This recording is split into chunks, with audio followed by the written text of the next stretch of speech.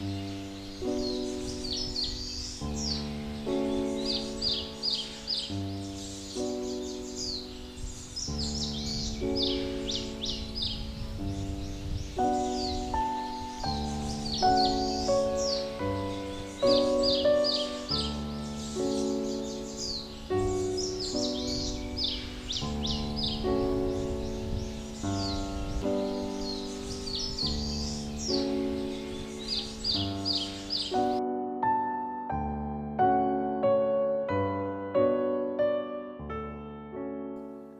안녕하세요. 예, 저는 얼마 전까지 지리산 국립공원에서 자연환경 해설사로 근무했던 우야 정정섭이라고 합니다.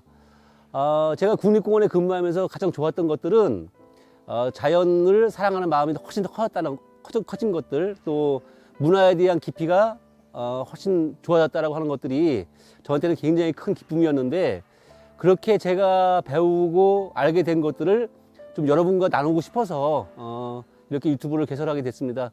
제가 요즘에 제일 좋아하는 일은 책 읽기와 걷기인데요. 그 걷기로서의 어떤 그 건강, 그 다음에 책 읽기로서의 어떤 그런 교육적인 측면을 저는 굉장히 믿고 있거든요. 그래서 여러분들과 함께 그런 이야기들을 좀 나누어 보고, 또 여러분이 궁금해 하시는 부분이 있다고 한다면 또 댓글을 달아주시면 제가 아는 범위 내에서 열심히 알려드리도록 하겠습니다. 예.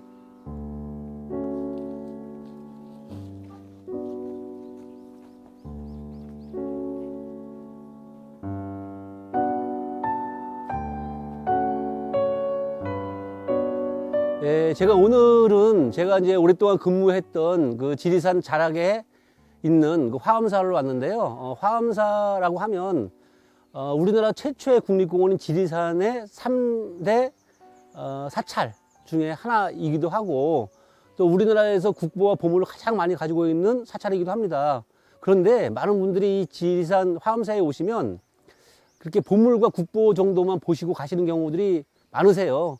그런데 그 대웅전 뒤편을 가면 그 오즈넉한 그 대숲길을 지나게 되면 한국 그 자연주의 건축의 백미라고 불리는 구층암, 또 이 구층암에는 또 우리가 알고 있는 그 야생차가 아주 뛰어난 그런 야생차의 맛을 볼 수 있는 곳이기도 하고, 또 하나는 그 모가나무 기둥으로도 굉장히 유명한 곳이어서 문화와 자연이 다 있는 그런 곳이어서 제가 처음에 시작하려고 하는 그 유튜브의 어떤 성격과 잘 맞아 떨어진다고 생각을 해서 오늘 이제 구충암을 소개하는 그런 시간을 가져보도록 하겠습니다.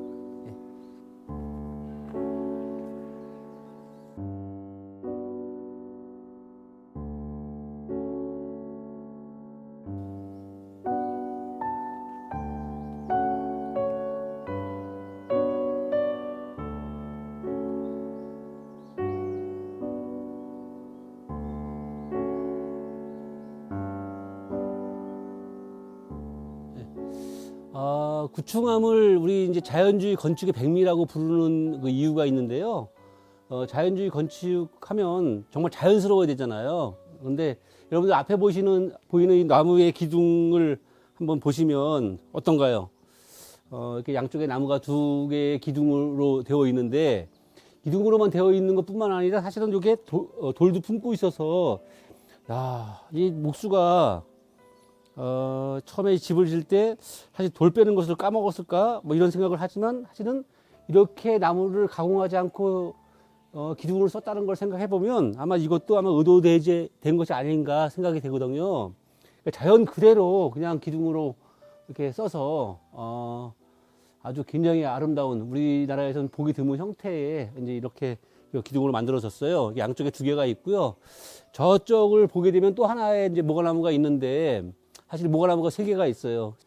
구충암은 이제 구충암을 자연주의 건축의 백미라고 부르는 이유는요, 이렇게 모가나무를 필요 없는 부분들만 이렇게 잘라서 없애버리고, 사실 또 이렇게 돌을 품고 있는 형태를 그대로 기둥으로 쓴, 아마 여러분들 한번 처음 보시는 부분들 같은데, 이렇게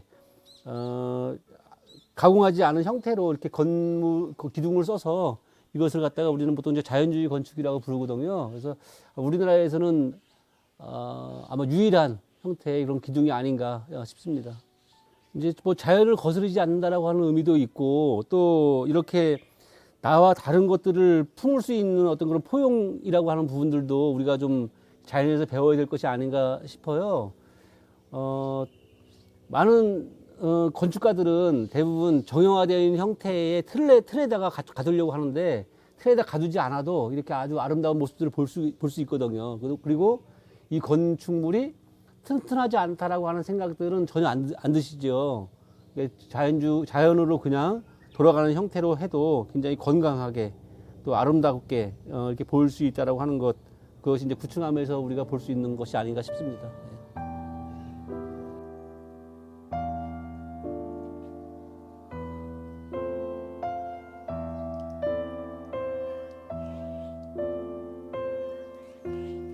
이쪽을 보시면 여기 살아있는 모과나무가 한 그루가 있고요.